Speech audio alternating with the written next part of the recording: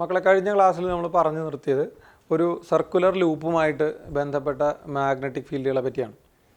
ഒരു സർക്കുലർ ലൂപ്പിൻ്റെ ആക്സിസിൽ ഒരു പർട്ടിക്കുലർ പോയിന്റിലുള്ള ഫീൽഡ് നമ്മൾ കണ്ടുപിടിച്ചു. അതിൻ്റെ ഏതാണ്ട് 3-4 സ്പെഷ്യൽ കേസുകൾ കണ്ടു. മാഗ്നറ്റിക് മൊമെൻറ്റിനെ പറ്റി ഒന്ന് സൂചിപ്പിച്ചിരുന്നു അവിടെ. അപ്പോൾ ഞാൻ ഇന്ന് അതുമായിട്ട് ബന്ധപ്പെട്ട ക്വസ്റ്റ്യൻസ് ചെയ്യാമെന്നാണ് പറഞ്ഞിരുന്നത്. പക്ഷേ ആ ക്വസ്റ്റ്യൻസിലേക്ക് കടക്കുന്നതിന് മുമ്പായിട്ട് നമുക്കൊരു സ്പെഷ്യൽ ടോപ്പിക് അവിടെ ഡിസ്കസ് ചെയ്യണം. അതായത് ദ ഡൈപോൾ മൊമെൻറ്റ് അല്ലെങ്കിൽ magnetic dipole moment of A revolving electron എന്ന് പറയുന്നൊരു ടോപ്പിക്. അതവിടെ നമ്മുടെ ടെക്സ്റ്റ് ബുക്കിൽ സ്പെസിഫിക് ആയിട്ടൊരു ടോപ്പിക്കായിട്ട് പറയുന്നുണ്ട്. അപ്പോൾ നമുക്ക് അതും കൂടെ പറഞ്ഞതിന് ശേഷം, കാരണം അത് ഈ സർക്കുലർ കറണ്ട് ക്യാരിയിങ് വയറിൻ്റെ ആയിട്ട് ബന്ധപ്പെട്ട് വരുന്ന കാര്യമാണ്. അപ്പോൾ ഞാൻ ആദ്യത്തെ ദിവസം ക്ലാസ്സിൽ നിങ്ങളോട് പറഞ്ഞിരുന്നു, NCERT കാണുന്ന അതേ ഓർഡറിലായിരിക്കില്ല ഞാൻ എടുക്കുന്നത്. റിലേറ്റഡ് ആയിട്ടുള്ള ടോപ്പിക്സ് നമ്മൾ പറഞ്ഞു പോകുമ്പോൾ നിങ്ങൾക്കത് മെമ്മറൈസ് ചെയ്ത് വെക്കാൻ എളുപ്പമായിരിക്കും. ആദ്യം നമ്മൾ ലോങ് സ്ട്രൈറ്റ് വയറും അതുമായിട്ട് റിലേറ്റഡ് ആയിട്ടുള്ള എല്ലാ കാര്യങ്ങളും പറഞ്ഞു. നെക്സ്റ്റ് നമ്മളിപ്പോൾ സർക്കുലർ കറണ്ട് ക്യാരിയിങ് ലൂപ്പ് പറഞ്ഞു, അതിൻ്റെ സ്പെഷ്യൽ കേസ്. പിന്നെ ഇപ്പോൾ നമ്മൾ പറയാൻ പോകുന്ന magnetic moment of N revolving electron, ഇതും കൂടെ പറഞ്ഞു കഴിഞ്ഞാൽ സർക്കുലർ ലൂപ്പുമായിട്ട് റിലേറ്റഡ് ആയിട്ടുള്ള എല്ലാ കാര്യവും കംപ്ലീറ്റ് ചെയ്തു. അങ്ങനെ റിലേറ്റഡ് ആയിട്ടുള്ള ടോപ്പിക്സ് പഠിച്ചു പോകുന്നത് തന്നെയാണ് നിങ്ങൾക്ക് ബോർഡ് എക്സാമിനായാലും കോമ്പറ്റേറ്റീവ് എക്സാംസിനായാലും നല്ലത്. അപ്പോൾ നമ്മൾ പഠിച്ചിട്ടുള്ള അറ്റോമിക് സ്ട്രക്ചർ അനുസരിച്ച് ഇലക്ട്രോൺ, നീൽസ് ബോറിൻ്റെ സ്ട്രക്ചർ അനുസരിച്ച് ഇലക്ട്രോൺ എന്ന് പറയുന്നത് ഒരു സർക്കുലർ പാത്തിൽ റിവോൾവ് ചെയ്തുകൊണ്ടിരിക്കുകയാണ്. ന്യൂക്ലിയസിനെ റിവോൾവ് ചെയ്യാണ്. So this is suppose to be the circular path.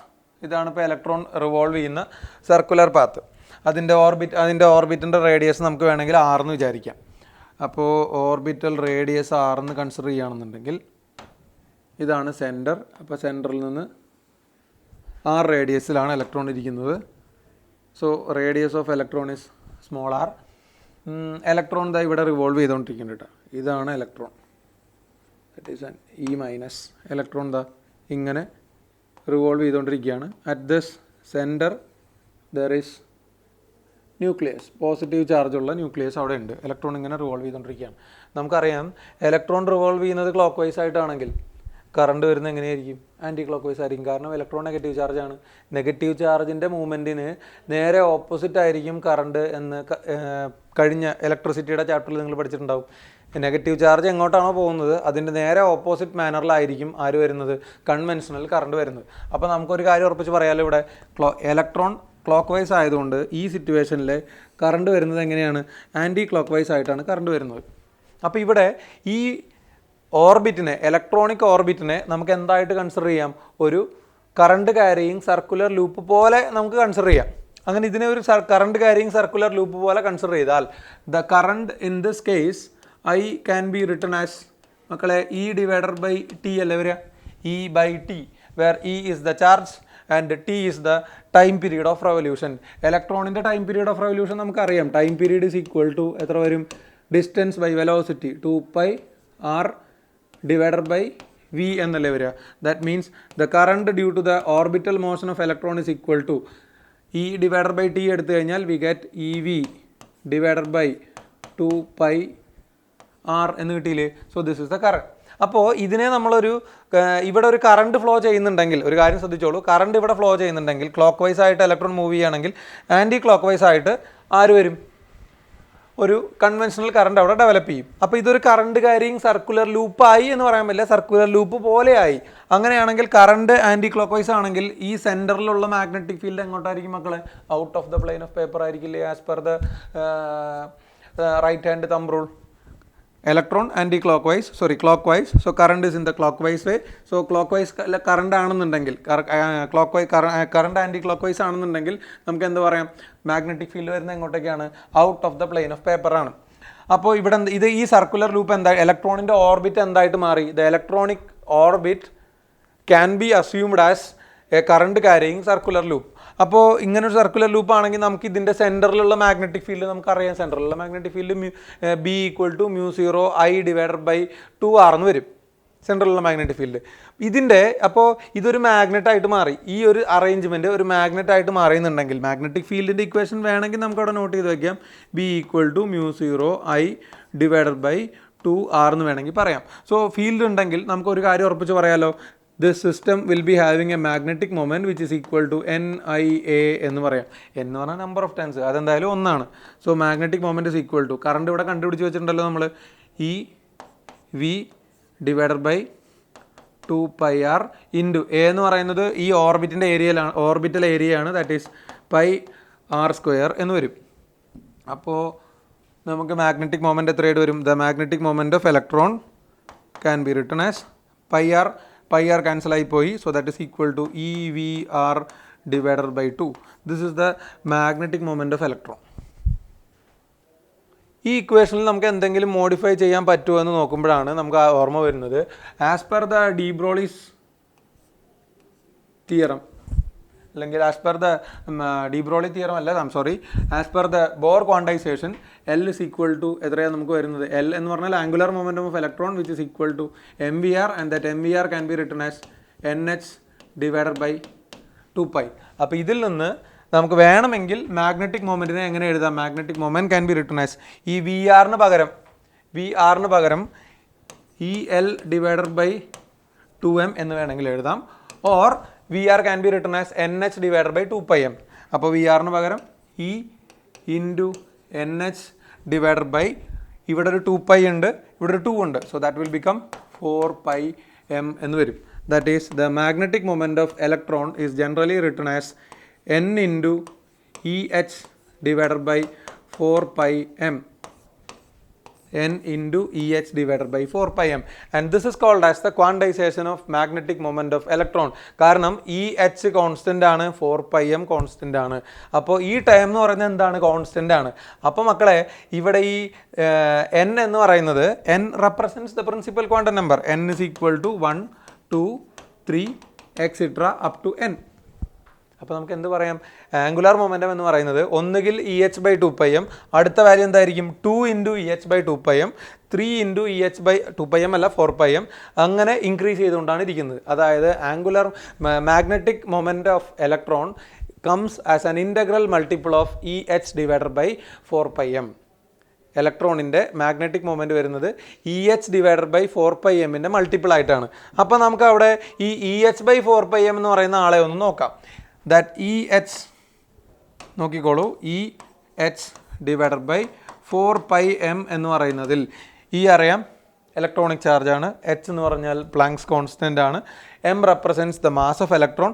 ഈ പറയുന്ന ആൾക്കാരുടെ വാല്യൂസ് ഒക്കെ നമ്മൾ സബ്സ്റ്റിറ്റ്യൂട്ട് ചെയ്ത് കഴിഞ്ഞാൽ നമുക്ക് കിട്ടുന്ന value 9.27 into 10⁻⁻24 ampere metre square ആണ്. അറിയാവുന്ന കോൺസ്റ്റൻ്റ് ആയതുകൊണ്ടാണ് ഞാൻ ബാക്കിയുള്ളതൊന്നും അവിടെ എഴുതാഞ്ഞത്. നിങ്ങൾ വേണമെങ്കിൽ വെരിഫൈ ചെയ്യാൻ വേണ്ടി വാല്യൂസ് ഒക്കെ ഒന്ന് സബ്സ്റ്റിറ്റ്യൂട്ട് ചെയ്ത് നോക്കുക. So we will get 9.27 into 10⁻⁻4 ampere metre square, and this quantity is called as Bohr magneton. Bohr magneton എന്നാണ് നമ്മൾ ഈ ക്വാണ്ടിറ്റീനെ പറയുക. അപ്പോൾ ഇനി നമുക്ക് ആലോചിക്കണമല്ലോ, എന്താണ് ഈ ബോർ മാഗ്നറ്റോൺ? ബോർ മാഗ്നറ്റോൺ എന്ന് പറഞ്ഞാൽ എന്താ? Magnetic moment is an integral multiple of EH/4πm ആണ്. ഈ EH/4πmൻ്റെ വാല്യൂ ആണ് നമുക്ക് എന്തായിട്ട് പറഞ്ഞിരിക്കുന്നത്? 9.27 ഇൻറ്റു 10⁻⁻24 ആയിട്ട്. നമുക്ക് വേണമെങ്കിൽ ഇതിനെ ഒരു മ്യൂ എന്ന് പറഞ്ഞിട്ട് റെപ്രസെൻറ്റ് ചെയ്യാം. മ്യൂ എന്ന് പറഞ്ഞാൽ നമുക്ക് ഇതിനെ റെപ്രസെൻറ്റ് ചെയ്യാം. മ്യൂ ഈക്വൽ ടു EH/4πm ആണെങ്കിൽ the magnetic moment of electron in any orbit can be written as N into mu. That means just like the angular momentum, the magnetic moment of electron is also quantized, which comes as a multiple of EH divided by 4πm. അതായത് angular momentum നമ്മൾ എന്താ പറയാറുള്ളത്? H/2πയുടെ multiple ആയിട്ടാണ് angular momentum വരുന്നത്. Bore quantisation അനുസരിച്ച് angular momentum is an integral multiple of H/2π. ഇവിടെ നമുക്ക് എന്ത് പറയാം? Magnetic moment is an integral multiple of EH/4πm.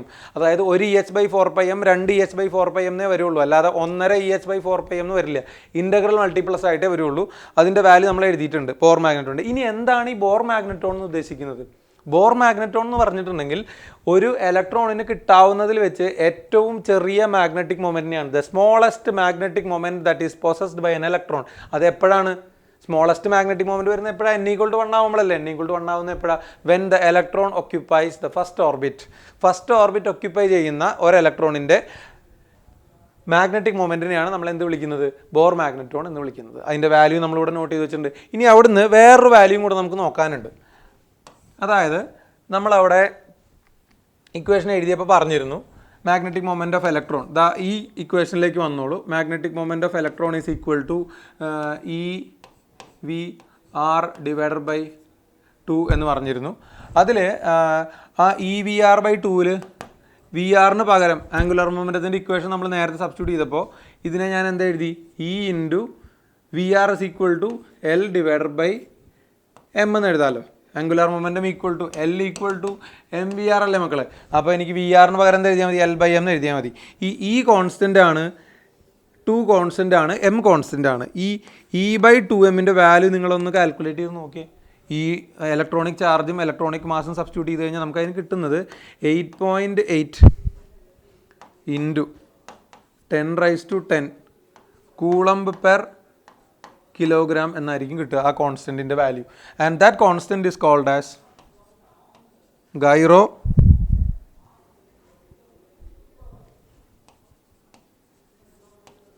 Magnetic ratio of electron. അപ്പോൾ ഇത് നമ്മളുടെ ഇലക്ട്രോണിൻ്റെ മൂവ്മെൻറ്റുമായി ബന്ധപ്പെട്ട കാര്യങ്ങളാണ് നമ്മളിവിടെ പറഞ്ഞത്. എവിടെ നമ്മൾ തുടങ്ങിയത് നിന്നാണ്, റിവോൾവ് ചെയ്യുന്നൊരു ഇലക്ട്രോൺ, ആ ന്യൂക്ലിയസിനെ റിവോൾവ് ചെയ്തുകൊണ്ടിരുന്ന ഇലക്ട്രോൺ എങ്ങനെയാണോ റിവോൾവ് ചെയ്യുന്നത് അതിൻ്റെ ഇലക്ട്രോണിൻ്റെ റെവല്യൂഷന് ഞാനിതൊന്ന് അഡ്ജസ്റ്റ് ചെയ്യുന്നു മക്കളെ. അപ്പോൾ പിന്നെ നമുക്കെല്ലാം ഒരേ ബോഡി തന്നെ ഉൾക്കൊള്ളിക്കാം. ഇപ്പോൾ ഇലക്ട്രോണിൻ്റെ റെവല്യൂഷൻ ക്ലോക്ക് വൈസ് ആയിട്ടാണെങ്കിൽ കറണ്ട് എന്തായാലും ആൻറ്റി ക്ലോക്ക് വൈസ് ആയിരിക്കും. അപ്പോൾ നമ്മൾ എന്ത് ചെയ്യുന്നു, what is the current due to the revolution of electronic current കണ്ടുപിടിക്കുന്നു. ആ ഇലക്ട്രോണിക് കറണ്ടിനെ നമ്മൾ എന്ത് ഫോമിലേക്ക് കൊണ്ടുവരുന്നു, EV/2πr എന്ന് പറഞ്ഞ ഫോമിലേക്ക് കൊണ്ടുവന്നു. അപ്പോൾ ഇലക്ട്രോൺ റിവോൾവ് ചെയ്യുന്നുണ്ടെങ്കിൽ അവിടെ ഒരു കറണ്ട് ജനറേറ്റ് ചെയ്യുന്നുണ്ട്. സോ ആ ഓർബിറ്റിനെ നമുക്ക് എന്തായിട്ട് അസ്യൂം ചെയ്യാം, ഒരു കറണ്ട് ക്യാരിയിങ് സർക്കുലർ ലൂപ്പായിട്ട് അസ്യൂം ചെയ്യാം. സോ അതിൻ്റെ സെൻറ്ററിൽ ഒരു മാഗ്നറ്റിക് ഫീൽഡ് ഉണ്ടാവും. ആ ഇലക്ട്രോണിൻ്റെ മൂവ്മെൻറ്റ് കൊണ്ട് ആ ആറ്റത്തിന് തന്നെ എന്ത് കിട്ടും മക്കളെ, ഒരു മാഗ്നറ്റിക് മൊമെൻറ്റ് കിട്ടും. And that magnetic moment is written as M is equal to NIA. അപ്പോൾ നമ്മൾ ഇലക്ട്രോണിൻ്റെ മാഗ്നറ്റിക് മൊമെൻറ്റ് കണ്ടുപിടിച്ചു. ഇനി ഇതിനെ നമുക്ക് കുറേ കൂടെ യൂസബിൾ ആയിട്ടുള്ളൊരു ഫോമിലേക്ക് കൊണ്ടുവരാൻ വേണ്ടി ഈ ഇക്വേഷനിൽ, അതായത് EVR/2 എന്ന് പറയുന്ന ഇക്വേഷനിൽ നമ്മൾ ആംഗുലർ മൊമെൻറ്റത്തിന് പകരം വരുന്ന വാല്യൂ സബ്സ്റ്റിറ്റ്യൂട്ട് ചെയ്യുന്നു. യൂസിങ് ബോർ ക്വാണ്ടൈസേഷൻ നമ്മൾ അവിടെ സബ്സ്റ്റിറ്റ്യൂട്ട് ചെയ്യുന്ന വാല്യൂസാണ്. MVR അറിയാം, NH/2π അറിയാം. അത് രണ്ടും കൊടുക്കുമ്പോൾ നമുക്ക് അവിടെ ഇലക്ട്രോണിൻ്റെ മാഗ്നറ്റിക് മൊമെൻറ്റിൻ്റെ ഇക്വേഷൻ കിട്ടും, which is equal to N × EH/4πm. ഇതിനെയാണ് നമ്മൾ quantization of magnetic moment of electron എന്ന് പറയുന്നത്. അതായത് the magnetic moment comes as an integral multiple of this value and this particular value is called as Bohr magneton. Bohr മാഗ്നറ്റോണിൻ്റെ value അതുപോലെ unit. പിന്നെ അതുപോലെ തന്നെ മറ്റൊരു കോൺസ്റ്റൻറ്റിനെ കൂടി നമ്മൾ പറഞ്ഞു. ഈ ഒരു കേസിൽ മറ്റൊരു കോൺസ്റ്റൻറ്റ്, അതിനെയാണ് നമ്മൾ ഗൈറോ മാഗ്നറ്റിക് റേഷ്യോ എന്ന് പറയുന്നത്. ഗൈറോ മാഗ്നറ്റിക് റേഷ്യോയുടെ വാല്യൂ ഒരു തവണ ചോദിച്ചിട്ടുള്ളതാണ് ഒരു എക്സാമിൽ. ആ വാല്യൂ ഒന്ന് ഓർമ്മിച്ച് വെച്ചോളൂ. ഗൈറോ മാഗ്നറ്റിക് റേഷ്യോ എന്ന് പറഞ്ഞാൽ E/2m, electronic charge /2 into electronic mass. അതിൻ്റെ വാല്യൂനെയാണ് നമ്മൾ ഗൈറോ മാഗ്നറ്റിക് റേഷ്യോ എന്ന് പറയുന്നത്. Remember this 2 constants and their values. അപ്പോൾ ബോർ മാഗ്നറ്റോൺ എന്ന് പറഞ്ഞാൽ വെറുതെ നിങ്ങൾ EH/4πm എന്ന് മാത്രം മനസ്സിലാക്കിയാൽ പോരാ, അതിൻ്റെ ഫിസിക്കൽ മീനിങ് കൂടെ മനസ്സിലാക്കണം. When N is equal to 1, magnetic മൊമെൻറ്റിൻ്റെ വാല്യൂ എത്രയാവും, EH/4πm ആവും. So it is the minimum magnetic moment that is possessed by an electron. ഇതാണ് അവിടെ വരുന്നത്. ഇനിയിപ്പോൾ ഇലക്ട്രോണിൻ്റെ മൂവ്മെൻറ്റ് നമ്മൾ നോക്കുന്ന സമയത്ത് ഇതിനെ ഇപ്പോൾ ഇവിടെ ഇലക്ട്രോണിൻ്റെ മൊമെൻറ്റുകളെ പറ്റിയാണ് നമ്മൾ ഇത്ര നേരം പറഞ്ഞുകൊണ്ടിരുന്നത് മക്കളെ. അപ്പോൾ ഇലക്ട്രോണിൻ്റെ മൊമെൻറ്റുകളെ പറ്റി പറഞ്ഞുകൊണ്ടിരിക്കുമ്പോൾ നമ്മൾ പല സിറ്റുവേഷനിലും കെമിസ്ട്രിയിലൊക്കെ നമ്മൾ പഠിച്ചിട്ടുള്ള കാര്യമാണ് ഇലക്ട്രോണിൻ്റെ ഒരു ആറ്റത്തിന് ചുറ്റുമുള്ള ഇലക്ട്രോണിൻ്റെ മൂവ്മെൻറ്റുകളെ പറ്റി. അപ്പോൾ ആറ്റത്തിന് ചുറ്റുമുള്ള ഇലക്ട്രോണിൻ്റെ മൂവ്മെൻറ്റുകളെ പറ്റി നോക്കുമ്പോൾ ഇതാണിപ്പോൾ നമ്മുടെ ന്യൂക്ലിയസ് എന്ന് വിചാരിച്ചോ. ഈ ന്യൂക്ലിയസിന് ചുറ്റുമാണ് ഇലക്ട്രോൺ റിവോൾവ് ചെയ്യുന്നത്. ഇത് സർക്കിളായിട്ട് തന്നെ വിചാരിക്കുക. ഞാൻ വരച്ച് കഴിഞ്ഞാൽ അങ്ങനെ വരുള്ളൂ എന്ന് ഞാൻ പറഞ്ഞിട്ടുള്ളതല്ലേ. അപ്പോൾ ഇത് സർക്കിളാണ്. അപ്പോൾ ഈ സർക്കിളിൽ ഇലക്ട്രോൺ ഇങ്ങനെ റിവോൾവ് ചെയ്യുന്നുണ്ട്. ഇലക്ട്രോൺ ഇങ്ങനെ ക്ലോക്ക് വൈസ് ആയിട്ട് റിവോൾവ് ചെയ്യുന്നുണ്ട്. നെഗറ്റീവ് ചാർജ് ആണെന്നും കൂടെ നിങ്ങൾ ആലോചിക്കണം. ഇലക്ട്രോൺ ഇങ്ങനെ ഈ സർക്കിളിനെ റിവോൾവ് ചെയ്തുകൊണ്ടിരിക്കുകയാണ്. അപ്പോൾ ഇലക്ട്രോൺ സർക്കിളിനെ റിവോൾവ് ചെയ്യുമ്പോൾ ആസ് എ പാർട്ടിക്കിൾ ഇലക്ട്രോണിനൊരു ആംഗുലർ മൊമെൻറ്റം ഉണ്ട്. L is equal to MVR. അതിനെയാണ് നമ്മൾ എന്ത് എഴുതിയിരുന്നത്, NH/2π എന്ന് എഴുതിയിരുന്നത്. ഇത് ഇലക്ട്രോണിൻ്റെ ആംഗുലർ മൊമെൻറ്റം ആണ്. ശ്രദ്ധിച്ചോളൂ, ഇലക്ട്രോണിൻ്റെ ആംഗുലർ മൊമെൻറ്റം NH/2π ആണ്. ഈ ഇലക്ട്രോണിൻ്റെ ആംഗുലർ മൊമെൻറ്റത്തിന് നിങ്ങൾ വേറൊരു പേരിൽ കെമിസ്ട്രിയിൽ പഠിച്ചിട്ടുണ്ടാവും. That is called as the angular momentum quantum number. ഒരു ഇലക്ട്രോണിന് ഒരു പർട്ടിക്കുലർ ഓർബിറ്റിലുള്ള ആംഗുലർ മൊമെൻറ്റത്തിനെയാണ് നമ്മൾ എന്തായിട്ട് വിളിക്കുന്നത്, NH/2πനെയാണ് നമ്മൾ എന്തായിട്ട് വിളിക്കുന്നത്, ആ ഇലക്ട്രോണിൻ്റെ ആ പർട്ടിക്കുലർ ഓർബിറ്റിൽ ഉള്ള ആംഗുലർ മൊമെൻറ്റം ക്വാണ്ടം നമ്പർ എന്ന് വിളിക്കുന്നത്. അപ്പോൾ ആംഗുലർ മൊമെൻറ്റത്തിൻ്റെ കാര്യം ഓക്കെ. ഇനിയിപ്പോൾ ഇലക്ട്രോൺ റിവോൾവ് ചെയ്യുന്നത് ക്ലോക്ക് വൈസ് ആയിട്ടാണെങ്കിലും നമ്മൾ പറഞ്ഞു കറണ്ട് വരുന്നത് എങ്ങനെയാണ്, ആൻറ്റി ക്ലോക്ക് വൈസ് ആയിട്ടാണ് കറണ്ട് വരുന്നത് I. അപ്പോൾ ഈ കറണ്ട് ഫ്ലോ കാരണം അവിടെ എന്ത് വരുന്നുണ്ട്, ഒരു മാഗ്നറ്റിക് മൊമെൻറ്റ് ജനറേറ്റ് ആവുന്നുണ്ട്. ആ മാഗ്നറ്റിക് മൊമെൻറ്റ് എന്ന് പറയുന്നത് എങ്ങനെയാണ്, നേരെ ഓപ്പോസിറ്റ് ഡയറക്ഷനിലാണ് മാഗ്നറ്റിക് മൊമെൻറ്റിൻ്റെ ഡയറക്ഷൻ വരുന്നത്. അപ്പോൾ ആ മാഗ്നറ്റിക് മൊമെൻറ്റ് വാല്യൂ നമ്മൾ ഓൾറെഡി കണ്ടുപിടിച്ച് വെച്ചു. Magnetic moment is equal to എന്തായിരുന്നു മക്കളെ, N ഇൻറ്റു ബോർ മാഗ്നറ്റോൺ. ഇതാണ് ഇലക്ട്രോണിൻ്റെ റെവല്യൂഷൻ കാരണം. Due to the revolution of electron around the nucleus it attains അല്ലെങ്കിൽ it creates a magnetic moment and that magnetic moment is an integral multiple of the Bohr magneton. ഈ സംഭവത്തിനെയാണ്, ഈ ഇലക്ട്രോണിൻ്റെ orbital angular മൊമെൻറ്റത്തിനെയാണ് അല്ലെങ്കിൽ orbital magnetic മൊമെൻറ്റിനെയാണ് മക്കളെ നിങ്ങൾ magnetic quantum നമ്പറായിട്ട് പഠിക്കുന്നത്. കെമിസ്ട്രിയിൽ നിങ്ങൾ 4 ക്വാണ്ടം നമ്പറുകളായിട്ട് പഠിച്ചിട്ടുണ്ടാവുമല്ലോ. പ്രിൻസിപ്പൽ, ആംഗുലർ മൊമെൻറ്റം അല്ലെങ്കിൽ azimuthal quantum number, then magnetic quantum number and then the spin quantum number. There comes the fourth one. Spin quantum number എന്ന് പറഞ്ഞാൽ വേറെ ഒന്നുമല്ല, ഇലക്ട്രോൺ ഈ റെവല്യൂഷൻ്റെ ഒപ്പം തന്നെ അതിന് സ്വന്തം ആക്സിസിലൊരു സ്പിന്നിങ് മോഷൻ ഉണ്ടാവും. ആ സ്വന്തം ആക്സിസിലുള്ള spinning motion again creates an angular momentum. ആ ആംഗുലർ മൊമെൻറ്റത്തിനെയാണ്, ഇൻട്രിൻസിക് ആംഗുലർ മൊമെൻറ്റത്തിനെയാണ് നിങ്ങൾ എന്ത് വിളിക്കുന്നത്, സ്പിൻ എന്ന് വിളിക്കുന്നത്, അല്ലെങ്കിൽ സ്പിൻ ക്വാണ്ടം നമ്പർ എന്ന് വിളിക്കുന്നത്. സോ ഈ മാഗ്നറ്റിക് ക്വാണ്ടം നമ്പർ എന്ന് പലതവണ കേട്ടിട്ടുണ്ടാവും. മാഗ്നറ്റിക് ക്വാണ്ടം നമ്പർ എന്ന് പറഞ്ഞാൽ വേറെ ഒന്നുമല്ല, ഇലക്ട്രോൺ ഒരു ഓർബിറ്റിൽ റിവോൾവ് ചെയ്യുമ്പോൾ ആ റെവല്യൂഷൻ്റെ ഓപ്പോസിറ്റ് ഡയറക്ഷനിൽ ഒരു കറണ്ട് ഉണ്ടാവും. ആ കറണ്ട് കാരണം ആ ഓർബിറ്റ് എന്തായിട്ട് മാറും, സർക്കുലർ ലൂപ്പ് പോലെ മാറും. അല്ലെങ്കിൽ സർക്കുലർ ലൂപ്പ് ആവില്ലല്ലോ, അത് സർക്കുലർ ലൂപ്പ് പോലെ ആവും. അപ്പോൾ അത് സർക്കുലർ ലൂപ്പ് പോലെ ആവുന്നതുകൊണ്ട് ഈ ഇലക്ട്രോണിൻ്റെ റെവല്യൂഷൻ കാരണം അവിടെ എന്ത് ക്രിയേറ്റ് ചെയ്യും, ഒരു മാഗ്നറ്റിക് ഫീൽഡും അതിനോട് റിലേറ്റഡ് ആയിട്ടുള്ള ഒരു മാഗ്നറ്റിക് മൊമെൻറ്റും ക്രിയേറ്റ് ചെയ്യും. ആ റെവല്യൂഷണൽ മാഗ്നറ്റിക് മൊമെൻറ്റിനെയാണ് നമ്മൾ എന്ത് വിളിക്കുന്നത്, മാഗ്നറ്റിക് ക്വാണ്ടം നമ്പർ എന്ന് വിളിക്കുന്നത്.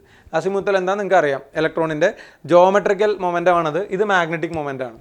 ഓക്കെ, ഇതിപ്പോൾ ഇലക്ട്രോൺ ആയതുകൊണ്ടാണ് മക്കളെ, ഇലക്ട്രോൺ ആയതുകൊണ്ടാണ് ഇവിടെ ഇപ്പോൾ ആംഗുലർ മൊമെൻറ്റം, മറ്റേ ആംഗുലർ മൊമെൻറ്റത്തിൻ്റെ ഡയറക്ഷൻ എങ്ങനെയായിരിക്കും, കറങ്ങുന്നത് ക്ലോക്ക് വൈസ് ആയിട്ടല്ലേ. ക്ലോക്ക് വൈസ് ആയിട്ട് കറങ്ങുകയാണെന്നുണ്ടെങ്കിൽ അതിൻ്റെ ആംഗുലർ മൊമെൻറ്റം വരുന്നത് ഉള്ളിലേക്കാണ്. പക്ഷേ മാഗ്നറ്റിക് ക്വാണ്ടം നമ്പർ എന്ന് പറയുന്നത്, അല്ലെങ്കിൽ മാഗ്നറ്റിക് മൊമെൻറ്റ് എന്ന് പറയുന്നത് എങ്ങോട്ടേക്കായിരിക്കും, ഔട്ട് ഓഫ് ദ പ്ലെയിൻ ആയിരിക്കും. കാരണം കറണ്ട് എങ്ങനെയാണ്, ആൻറ്റി ക്ലോക്ക് വൈസ് ആണ്.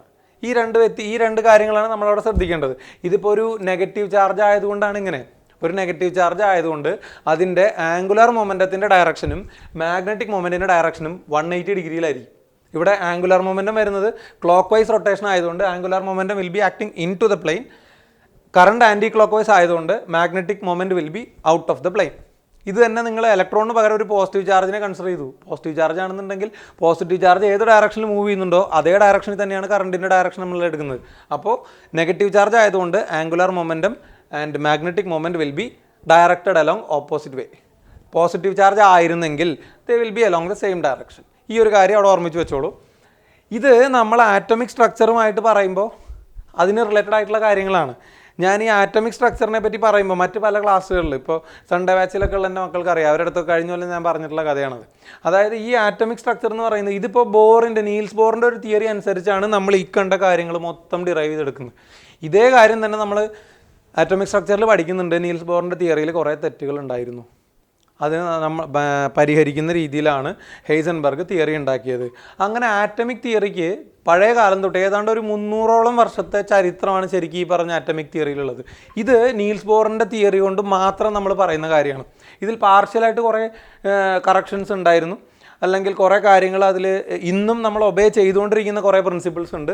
ഇപ്പോഴും നമ്മൾ ചെറിയ ക്ലാസ്സുകളിലൊക്കെ നീൽസ് ബോർ തിയറി തന്നെയാണ് പഠിക്കുക. അല്ലാതെ ഫസ്റ്റ് നമ്മൾ 8ാം ക്ലാസ്സിലും 9ാം ക്ലാസ്സിലും നമ്മൾ quantum mechanical model of atom പഠിക്കില്ലല്ലോ, പഠിച്ചിട്ട് കാര്യമില്ല. ബേസ് എന്ന് പറയുന്നത് ഇപ്പോഴും നീൽസ് ബോറിൻ്റെ മോഡലിൽ തന്നെയാണ്. ഇത് ശരിക്കും പറഞ്ഞാൽ ഒരു 300 കൊല്ലത്തെ കഥയാണ്. കഥ ഇൻ ദ സെൻസ്, ആദ്യമായിട്ട് നമുക്കൊരു ആറ്റമിക് മോഡൽ ഉണ്ടാക്കുന്നത് ജോൺ ഡാൾട്ടൺ ആണ്. ആ ജോൺ ഡാൾട്ടൺ ആണ്. ഇനി ഇത് നിങ്ങൾ നോട്ട് എഴുതിയിട്ടുണ്ടാവും എന്ന് വിചാരിക്കുന്നു. അതുകൊണ്ട് we will go to the next one. അതിന് മുമ്പ് നമുക്ക് ഈ കഥ പറഞ്ഞതിന് ശേഷം ബാക്കിയുള്ള കാര്യങ്ങളിലേക്ക് കടക്കാം. ആദ്യമായിട്ട് ഈ ആറ്റമിക് സ്ട്രക്ചർ ഉണ്ടാക്കുന്നത് ഡാൾട്ടൺ ആണ്. ജോൺ ഡാൾട്ടൺ എന്ന് പറഞ്ഞാൽ നിങ്ങൾ കേട്ടിട്ടുണ്ടാവും. ജോൺ ഡാൾട്ടൺസ് മോഡലാണ് ആദ്യമായിട്ട് വരുന്നത്. ഈ ഡാൾട്ടൺസ് മോഡലിൽ വന്ന ഫെയിലുവർ, കുറേ മിസ്റ്റേക്ക് ഉണ്ട്. അതിനെപ്പറ്റി ഡീറ്റെയിൽ ഒന്നും പറയുന്നില്ല, കഥ മാത്രം, ആൾക്കാരെ മാത്രം നിങ്ങളൊന്ന് അറിഞ്ഞിരുന്നാൽ മതി. ഡാൾട്ടൻ്റെ മോഡൽ ഫെയിലുവർ ആയിരുന്നു. അങ്ങനെ ഡാൾട്ടണുമായിട്ട് അസോസിയേറ്റ് ചെയ്ത് വർക്ക് ചെയ്തിരുന്ന ഡാൾട്ടൻ്റെ ഒരു സ്റ്റുഡൻ്റ് ആയിരുന്നു സർ ജോർജ് സ്റ്റോക്സ്. പേര് ഓർമ്മയുണ്ടാവും. കഴിഞ്ഞ പോലെ നിങ്ങൾ സ്റ്റോക്സ് തിയറം ഒക്കെ പഠിച്ചപ്പോൾ ഇങ്ങനെ പേര് കേട്ടിട്ടുണ്ടാവും. Stokes theorem, F = 6π∗RV, Stokes theorem. അപ്പോൾ ആ സ്റ്റോക്സ് ആണ് പിന്നീട് ഡാൾട്ടൻ്റെ തിയറിയെ ഒന്നുകൂടെ എക്സ്പാൻഡ് ചെയ്യാൻ നോക്കിയത്. But he was failed in that attempt. അപ്പോൾ സ്റ്റോക്സിൻ്റെ തിയറം കഴിഞ്ഞു. ഈ സ്റ്റോക്സിൻ്റെ സ്റ്റുഡൻ്റ് ആയിട്ടുള്ള ലോർഡ് റെലെ, ഫസ്റ്റ് ഇയറിൽ ഇതും പഠിച്ചിട്ടുണ്ടാവും. ലോർഡ് റെലെയാണ് റെലെ സ്കാറ്ററിംഗ് എന്നൊക്കെ കേട്ടിട്ടുണ്ടാവും. ആ റെലെയാണ് പിന്നീട് ഈ ഡാൾട്ടണും സ്റ്റോക്കും കൊണ്ടുവന്ന ഈ പറഞ്ഞ അറ്റോമിക് സ്ട്രക്ചറിനെ ഒന്ന് ഡെവലപ്പ് ചെയ്യാൻ നോക്കിയത്. പക്ഷേ അദ്ദേഹത്തിന് അന്നത്തെ കാലത്ത് ഉള്ള ഫെസിലിറ്റീസ് വെച്ച് കൂടുതലായിട്ടൊന്നും ചെയ്യാൻ പറ്റിയില്ല. So it was failed miserably. പിന്നെ ഈ ആറ്റോമിക് സ്ട്രക്ചറിൽ സിഗ്നിഫിക്കൻ്റ് ആയിട്ടൊരു മാറ്റം കൊണ്ടുവരുന്നത് ലോർഡ് റെലെയുടെ സ്റ്റുഡൻ്റ് ആണ്. ആൻഡ് ഹിസ് നെയിം വാസ്, ഇത് നിങ്ങൾക്ക് വളരെ ഫെമിലിയർ ആയിരിക്കും, ജെ തോംസൺ. ജെ തോംസണാണ് ആദ്യമായിട്ട് ഒരു ആറ്റത്തിനെ പറ്റിയുള്ള ഒരു സാറ്റിസ്ഫാക്ടറി ആയിട്ടുള്ള ഇൻഫർമേഷൻ തരുന്നതും അതിനകത്ത് ഇലക്ട്രോൺ എന്ന് പറയുന്ന ഒരു നെഗറ്റീവ്ലി ചാർജ് പാർട്ടിക്കിൾ ഉണ്ടെന്ന് പറയുന്നതും ആറ്റത്തിനകത്ത് ഇലക്ട്രോണും വേറെ എന്തൊക്കെയോ ചാർജുകൾ ഉണ്ടെന്ന് കണ്ടുപിടിക്കുന്നതും തോംസണാണ്. തോംസൺസ് മോഡലിനെ നമ്മൾ പ്ലം പുഡിംഗ് മോഡൽ അല്ലെങ്കിൽ വാട്ടർ മെലൻ സ്ട്രക്ചർ എന്നൊക്കെ പറയും. അതും തെറ്റാൻ തെളിയിച്ചു. പക്ഷേ അത് തെറ്റാൻ തെളിയിച്ചത് വേറെ ആരുമല്ല, ജെ തോംസൻ്റെ തന്നെ സ്റ്റുഡൻ്റ് ആയിരുന്ന, ഇത് വല്ലാത്തൊരു ഇൻട്രസ്റ്റിംഗ് ആയിട്ടുള്ളൊരു കാര്യമാണ്, പറഞ്ഞു കഴിയുമ്പോൾ നിങ്ങൾക്ക് മനസ്സിലാവും, റൂദർഫോർഡ് ആണ് തെളിയിക്കുന്നത്. തോംസൻ്റെ സ്റ്റുഡൻ്റ് ആണ് Rutherford. And you have studied about the Rutherford model structure and gold foil experiment. റൂദർഫോർഡിൻ്റെ ആറ്റോമിക് മോഡൽ നമ്മൾ പഠിക്കുന്നുണ്ട് ചെറിയ ക്ലാസ്സുകളിൽ. റൂദർഫോർഡ് മോഡലും തെറ്റായിരുന്നു. കാരണം Rutherford was unable to explain the stability of atom as well as the existence of neutron. റൂദർഫോർഡിൻ്റെ structure തെളിയിച്ചത് വേറെ ആരുമില്ല, നമ്മൾ ഇത്ര നേരം പറഞ്ഞുകൊണ്ടിരുന്ന നീൽസ് ബോർ തന്നെയാണ്. And interestingly, Niels Bohr was the doctoral student of Rutherford. ഇതാണ് അവർ തമ്മിലുള്ള ബന്ധം നമ്മൾ പറഞ്ഞു വന്നത്. അപ്പോൾ നീൽസ് ബോറിൻ്റെ മോഡലാണ് നമ്മൾ അത്രയും കാലം, ഏതാണ്ട് ഒരു 30 വർഷത്തോളം നീൽസ് ബോറിൻ്റെ ആറ്റോമിക് സ്ട്രക്ചറാണ് നമ്മൾ പഠിക്കാനും പഠിപ്പിക്കാനും വേണ്ടി ഉപയോഗിച്ചിരുന്നത്. പക്ഷേ നീൽസ് ബോർ മോഡലും തെറ്റാൻ തെളിയിച്ചു. And the person who proved Niels Bohr's model as wrong was none but the student of Niels Bohr, and he was Heisenberg. അറിയാം, അൺസർട്ടനിറ്റി പ്രിൻസിപ്പിൾ വന്നപ്പോഴാണ് നീൽസ് ബോറിൻ്റെ മോഡലിനുള്ള മിസ്റ്റേക്കുകൾ നമ്മൾ മനസ്സിലാക്കുന്നത്. ഈ ഹെയ്സൻബർഗിൻ്റെ സ്റ്റുഡൻസ്, അപ്പോൾ ആറ്റോമിക് സ്ട്രക്ചർ ഹെയ്സൻബർഗോടെ അവസാനിക്കുന്നു. ഇന്ന് നമ്മൾ പഠിക്കുന്നതൊക്കെ ഹെയ്സൻബർഗിൻ്റെ മോഡേൺ ഫിസിക്സിൽ നമ്മൾ പഠിക്കുന്നതൊക്കെ ഹെയ്സൻബർഗിൻ്റെ ആറ്റോമിക് മോഡലാണ്. ഈ ഹെയ്സൻബർഗിൻ്റെ സ്റ്റുഡൻ്റ് ആയിരുന്നു Edward teller, and he discovered the atomic bomb. ഈ ടെല്ലറുടെ സ്റ്റുഡൻ്റാണ്, ഇപ്പോഴും ജീവിച്ചിരിക്കുന്ന ആളാണ്, സ്റ്റീൻബർഗർ. ഈ സ്റ്റീൻബർഗറാണ് ന്യൂട്രിനോ എന്ന് പറയുന്ന ഒരു പാർട്ടിക്കിൾ നിങ്ങൾ ചിലരെങ്കിലും കേട്ടിട്ടുണ്ടാവും. And that neutrino was discovered by Steinberger. Nobel prize കിട്ടിയിട്ടുള്ള മനുഷ്യനാണ്. ഇപ്പോൾ ഏതാണ്ട് ഒരു 99 വയസ്സ് കാണും, ഇപ്പോഴും ജീവിച്ചിരിക്കുന്ന ആളാണ്, പോയിട്ടില്ല. ഓക്കെ, അപ്പോൾ ഇത് ഡാൾട്ടൻ്റെ കാലഘട്ടം എന്ന് പറയുന്നത് 17th or 18th സെഞ്ചുറിയാണ്. 18th century, അതായത് ഏതാണ്ട് 1760കളിൽ തുടങ്ങിയ ആ ഒരു ടീച്ചർ സ്റ്റുഡൻറ്റ് ഹൈറാർക്കി ഇപ്പോഴും അവസാനിച്ചിട്ടില്ല, അതങ്ങനെ പോയിക്കൊണ്ടേ ഇരിക്കുകയാണ്. അപ്പോൾ ഇതിൽ നീൽസ് ബോർ എന്ന് പറയുന്ന ആളെ പറ്റിയാണ് നമ്മൾക്ക് പറയേണ്ടത്. അപ്പോൾ ഇതൊക്കെ ആറ്റോമിക് സ്ട്രക്ചറിൻ്റെ ഓരോ സ്റ്റെപ്പുകളാണ്. ഓരോ എൻഡിൽ നിന്ന് തുടങ്ങി ഓരോരുത്തർ, അതായത് ഇവിടെ സ്വന്തം ടീച്ചറുടെ തിയറമാണ് ഓരോരുത്തരും തെറ്റാൻ തെളിയിക്കുന്നത്. നമ്മൾ ഇന്നത്തെ കാലത്തൊക്കെ ആണെങ്കിൽ ഇപ്പോൾ നമ്മൾ സ്കൂളിൽ പഠിക്കുന്ന സമയത്തൊക്കെ, അല്ലെങ്കിൽ നിങ്ങളുടെ ഇതിലൊക്കെ നമ്മളിപ്പോൾ പറയുകയാണ് ടീച്ചർ പറയുന്നത് തെറ്റാണെന്ന് നമ്മളൊരു ക്ലാസ്സിൽ നിന്ന് പുറത്തിറങ്ങി പോകാൻ പറയും. ഇവിടെ പക്ഷേ അങ്ങനെ സംഭവിച്ചിട്ടില്ല. അതുകൊണ്ടാണ് ഇതുപോലത്തെ തിയറികൾ ഉണ്ടാകുന്നതും ഇതുപോലത്തെ ആൾക്കാർ ജനറേറ്റ് ചെയ്യുന്നതും അതുപോലുള്ള ടീച്ചേഴ്സ് ഉള്ളതുകൊണ്ടാണ്. ഓക്കെ, അതും കൂടെ ജസ്റ്റ് ഒന്ന് മനസ്സിലാക്കാൻ വേണ്ടി പറഞ്ഞു എന്ന് മാത്രം. അപ്പോൾ നമ്മളിവിടെ പറഞ്ഞുകൊണ്ടിരുന്നത് നീൽസ് ബോറിനെയാണ്. ആക്ച്വലി ഇന്ന് മോഡേൺ ഫിസിക്സിന് ഏറ്റവും കൂടുതൽ ഫൗണ്ടേഷൻ ഇട്ട ആളാരാന്ന് ചോദിച്ചു കഴിഞ്ഞാൽ നീൽസ് ബോറാണ്. ആക്ച്വലി ഹി മേ ബി ഇപ്പോൾ അങ്ങേരുടെ പല തിയറികൾ നമ്മൾ തെറ്റാൻ തെളിയിച്ചിട്ടുണ്ട്.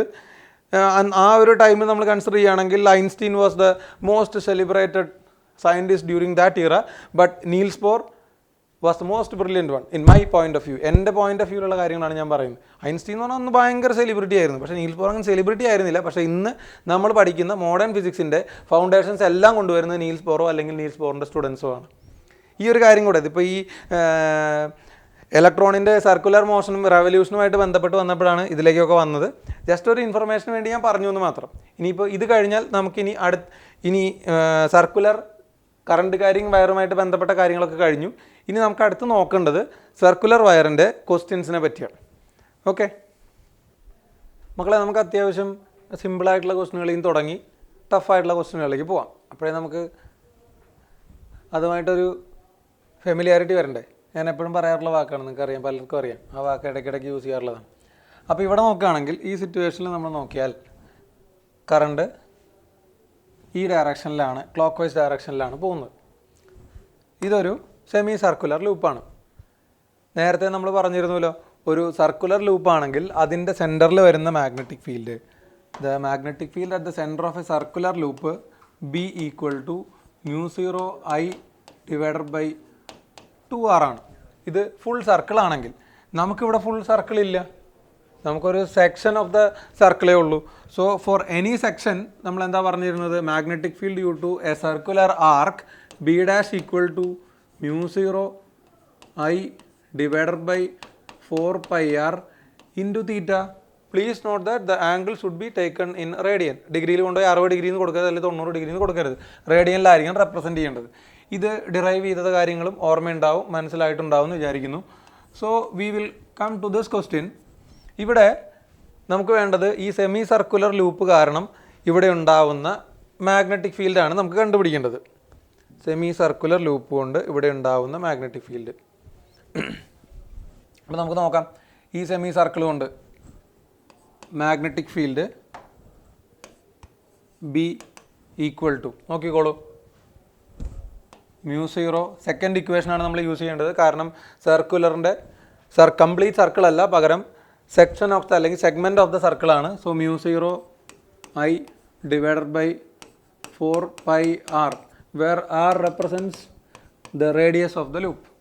അപ്പോൾ 4πr ഇൻറ്റു എന്ത് വരും, തീറ്റ എന്ന് പറഞ്ഞാൽ എത്രയാണ്, 180 ഡിഗ്രി അല്ലേ. സോ ഈ വയർ സെൻറ്ററിൽ ക്രിയേറ്റ് ചെയ്യുന്ന ആംഗിൾ എത്രയാണ്, അല്ലെങ്കിൽ the angle subtended by the segment, അല്ലെങ്കിൽ angle subtended by the arc at the centre is pi.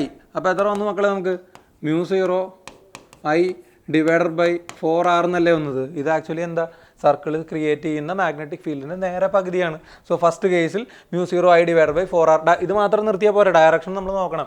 Current clockwise അല്ലേ, കറണ്ട് ക്ലോക്ക് വൈസ് ആയതുകൊണ്ട് by the thumb rule magnetic field will be acting in to the plane of paper. അപ്പോൾ ആദ്യത്തെ question okay. ഇനി നമ്മുടെ രണ്ടാമത്തെ ക്വസ്റ്റ്യനിലേക്ക് വരിക. രണ്ടാമത്തെ question come to this one.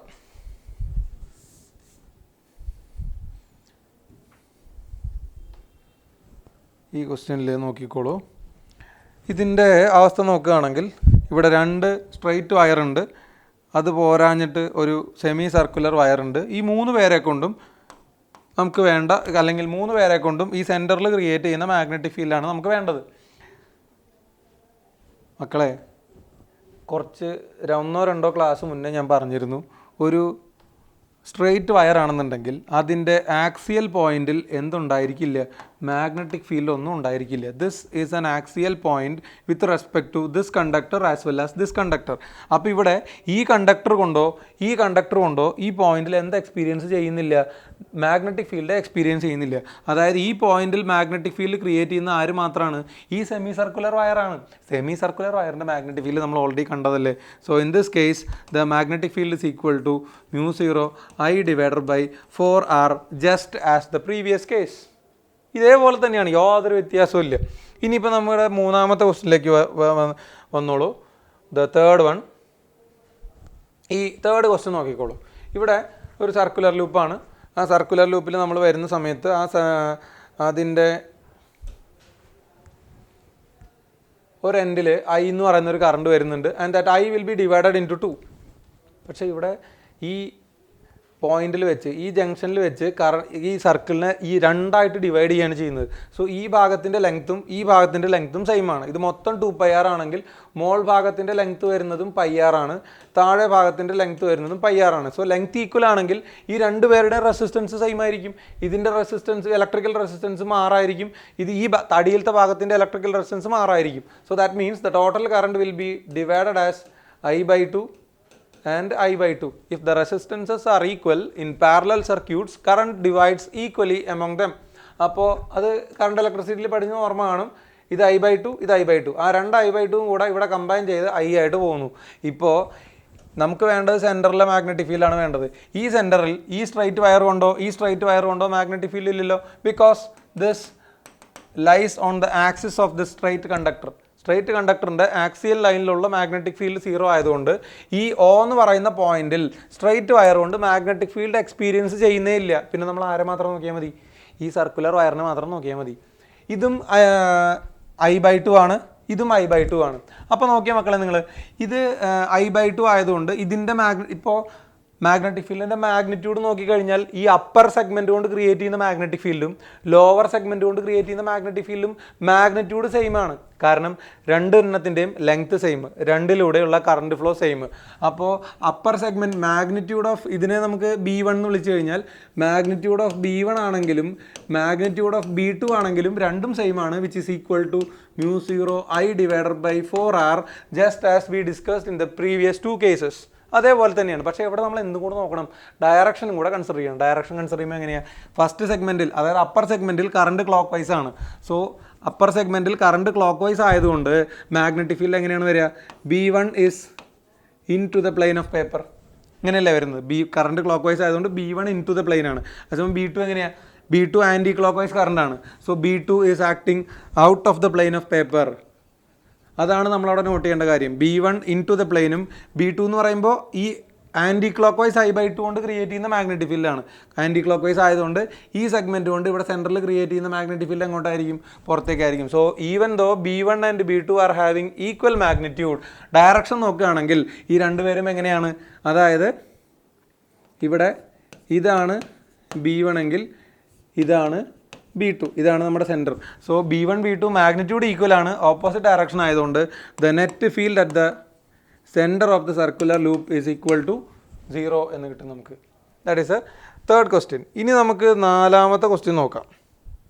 ഇവിടെ ഇതുപോലൊരു സർക്കുലർ ആർക്ക് തന്നിട്ടുണ്ട് നമുക്ക്. ഈ ആർക്ക് കൊണ്ട് സെൻറ്ററിൽ ക്രിയേറ്റ് ചെയ്യുന്ന മാഗ്നറ്റിക് ഫീൽഡ് എത്രയാണ്? മക്കളെ അത് ശ്രദ്ധിച്ചാൽ അറിയാം, അത് ഇങ്ങനെ വന്ന് ഇങ്ങോട്ടേക്കും തിരിച്ച് താഴേക്കാണ് പോയിരിക്കുന്നത്. സോ കംപ്ലീറ്റ് സർക്കിൾ അല്ല. ഇവിടെ മറ്റ് രണ്ടാൾക്കാർ നിൽക്കുന്നുണ്ട്. ഇങ്ങനെ ഒരു സ്ട്രൈറ്റ് വയർ ഉണ്ട്, ഇങ്ങനെ ഒരു സ്ട്രൈറ്റ് വയർ ഉണ്ട്. ഡയഗ്രാം കണ്ടാൽ തന്നെ അറിയാം, ഈ സ്ട്രൈറ്റ് വയറിൻ്റെ ആക്സിസിലുള്ള പോയിൻ്റാണ് സെൻറ്റർ. ഈ സ്ട്രൈറ്റ് വയറിൻ്റെയും ആക്സിസിലുള്ള പോയിൻ്റാണ് ഈ പറയുന്ന സെൻറ്റർ എന്ന് പറയുന്നത്. അപ്പോൾ അങ്ങനെയാണെങ്കിൽ ഇതുകൊണ്ടും ഉണ്ടാകുന്ന മാഗ്നറ്റിക് ഫീൽഡ് 0 ആണ്. പിന്നെ നമ്മൾ ആരെ മാത്രം നോക്കിയാൽ മതി, ഈ ഒരു സെഗ്മെൻറ്റിനെ മാത്രം നോക്കിയാൽ മതി. ഏതിനെ, ഈ സെമി സർക്കുലർ സെഗ്മെൻറ്റിനെ മാത്രം, സെമി സർക്കുലർ അല്ല, ഈ സർക്കുലർ ആർക്കിനെ മാത്രം നോക്കിയാൽ മതി. സർക്കുലർ ആർക്കിനെ മാത്രം നോക്കിക്കഴിഞ്ഞാൽ due to the circular arc magnetic field is equal to എത്രയായിരുന്നു, സർക്കിൾ ആണെങ്കിൽ μ0I/2R, സർക്കുലർ ആർക്ക് ആണെങ്കിൽ μ0I/4πR ഇൻറ്റു തീറ്റ അല്ലേ. സോ μ0I/4πR ഇൻറ്റു തീറ്റ എന്ന് പറഞ്ഞാൽ the angle which is subtended by the arc at the center. ഈ ആർക്ക് ഇവിടെ സബ്റ്റൻഡ് ചെയ്യുന്ന ആംഗിൾ എത്രയാണ്, ഈ ആർക്ക് സബ്റ്റൻഡ് ചെയ്യുന്ന ആംഗിൾ നമ്മൾ നോക്കിക്കഴിഞ്ഞാൽ this is the angle subtended. ഇതെടുക്കല്ലേ, അവിടെ ആർക്കില്ല. ഇതാണ് ആംഗിൾ, ഈ ആർക്ക് സബ്റ്റൻഡ് ചെയ്യുന്ന angle which is equal to എത്ര, 270 ഡിഗ്രി എന്ന് വരും. That is 3π/2. സോ ഇൻറ്റു 3π/2 എന്ന് വരും. So the magnetic field is equal to 3/8 into μ0, pi cancel ആയി പൊക്കോളും, പൈ ക്യാൻസൽ ആയി പൊക്കോളും, μ0I/r എന്ന് കിട്ടും നമുക്ക്. ക്യാൻസൽ ചെയ്ത് കളയാൻ വേറെ ഒന്നുമില്ല, pi and pi will be cancelling. So 3 μ0I/8R എന്ന് നമുക്ക് ആൻസർ കിട്ടും. That is about the 4 questions. അപ്പോൾ നമുക്ക് ഈ 4 ക്വസ്റ്റ്യൻ ഒന്ന് നോക്കിക്കഴിഞ്ഞാൽ ഇതെല്ലാം നമ്മൾ നേരത്തെ പറഞ്ഞ സർക്കുലർ ലൂപ്പുമായിട്ട് ബന്ധപ്പെട്ട ക്വസ്റ്റ്യൻസ് ആണ്. പലതവണ പല എക്സാമുകളിലൊക്കെ ചോദിച്ചിട്ടുള്ളതാണ്, ഈവൻ ബോർഡ് എക്സാമിൽ ചോദിച്ചിട്ടുണ്ട്. ഇതിൻ്റെ വളരെ സിമ്പിളായിട്ടുള്ള 1-2 നിങ്ങളുടെ NCERT ടെക്സ്റ്റിലുണ്ട്, ഒന്ന് റെഫർ ചെയ്തോളൂ. ഓക്കെ, നമുക്ക് നെക്സ്റ്റ് ക്ലാസ്സിൽ ഈ സർക്കുലർ ലൂപ്പുമായിട്ട് ബന്ധപ്പെട്ട കുറച്ച് അഡ്വാൻസ് ലെവൽ ക്വസ്റ്റ്യൻസും അതുപോലെ സർക്കുലർ ലൂപ്പിനെയും സ്ട്രെയിറ്റ് വയറിനെയും തമ്മിൽ കണക്ട് ചെയ്ത് വരുന്ന ക്വസ്റ്റ്യൻസും അത് നമുക്ക് നോക്കാം. അതിനുശേഷം അടുത്ത തിയറി സെക്ഷനിലേക്ക് പോകാമെന്നാണ് വിചാരിക്കുന്നത്. അപ്പോൾ ആദ്യം നമ്മൾ സിമ്പിൾ ക്വസ്റ്റ്യൻസ് ചെയ്യുക, കുറച്ചും കൂടെ അഡ്വാൻസ് ആയിട്ടുള്ള ക്വസ്റ്റ്യൻസ്, അങ്ങനെയാണ് ഞാൻ പോകാൻ ഉദ്ദേശിക്കുന്നത്. ആ ഒരു മെത്തേഡ് നിങ്ങൾക്കും കൺവീനിയൻ്റ് ആയിരിക്കും എന്ന് വിചാരിക്കുന്നു. Okay, thank you.